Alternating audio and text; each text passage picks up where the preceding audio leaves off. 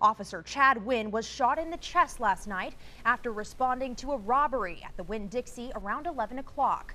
The shooting sparked a standoff that ended with one suspect shot and another one behind bars. He was shot in the chest by one of the suspects as he entered the store. In an exchange of gunfire, one suspect was also shot. In no time, officers from precincts across the city arrived and got in place, guns drawn, waiting for any other suspects to make a move. Anytime there's a police officer injured in the line of duty, everyone who's not on a call responds. An intense standoff, this officer wiping sweat from her face as the ordeal heats up. Suspects were holding store employees hostage. By early morning, these 6 employees were released from the store, police officers escorting them through the parking lot to safety, staying low to the ground. SWAT team members rushed into formation and entered the building through a back door. Our cameras were rolling as they searched the inside of this Winn-Dixie, looking for any sign of a gunman.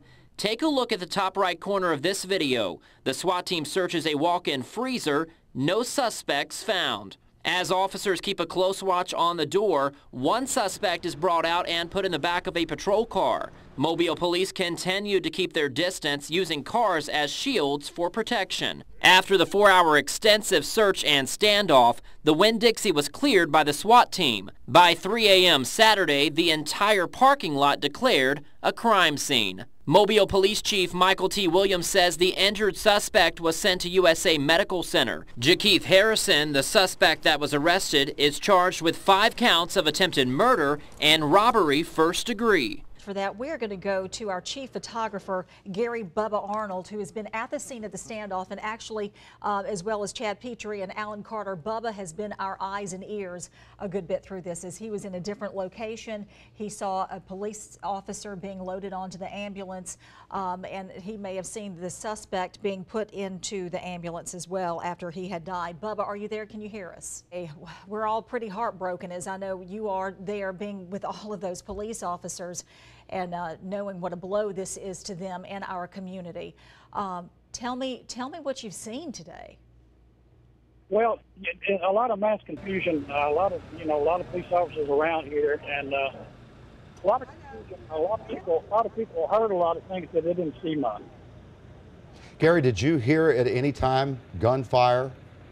Yes, I did. I heard several shots. I heard for 30 minutes probably I heard gunshots. I'm not sure how many of those was tear gas. I understand there was some tear gas used. That could possibly be the case in some of those gunshots trying to force this guy out.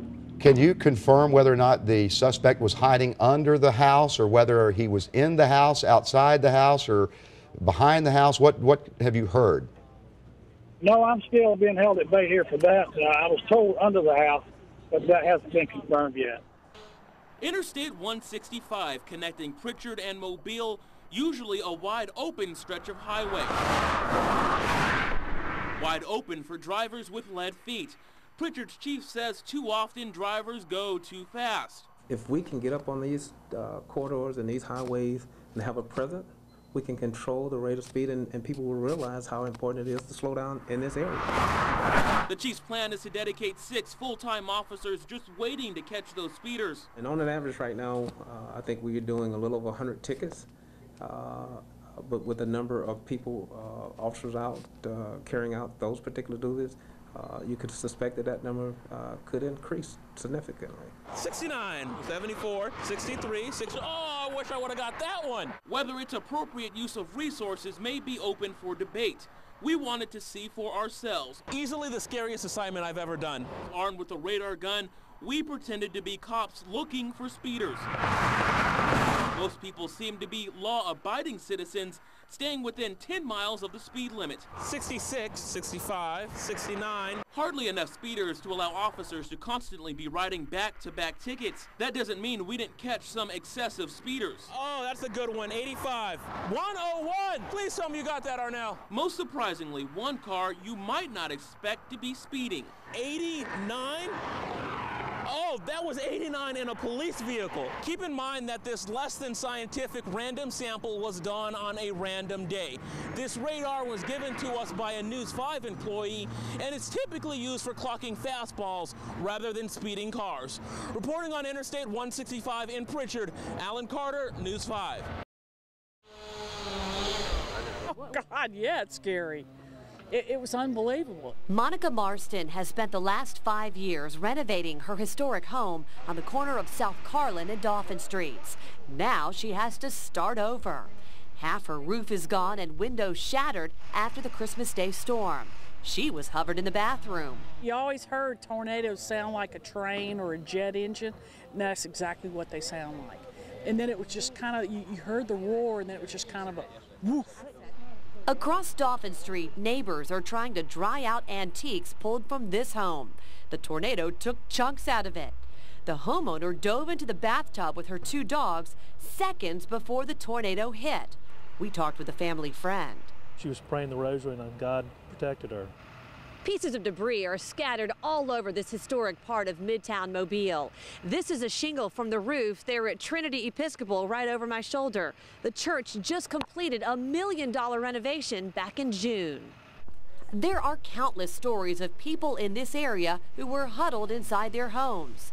Dr. Bennett Hooks and 8 other family members were crammed in their center bathroom across from Murphy High School, their home unscathed.